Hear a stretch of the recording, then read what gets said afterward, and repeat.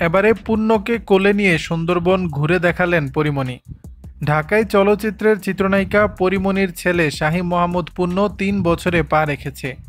গত ১০ আগস্ট ছিল পূর্ণের জন্মদিন, তাই তো ছেলের জন্মদিনের আয়োজনে যেন কোনো কমতি রাখেননি মা পরী।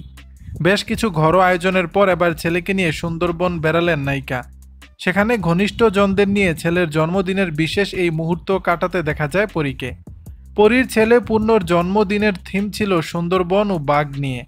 সে অনুযায়ী ছেলের জন্মদিনের মণ্ডপও সাজানো হয় বনের সাজে। সামাজিক মাধ্যমে ছবিও ছেড়েছিলেন নায়িকা। এদিন পূর্ণকে দেখা যায় বাঘের সাজে। তবে এটি তো ছিল শুধু শুরু। ছেলে পূর্ণর জন্য আরও কিছু আয়োজন রেখেছিলেন পরী।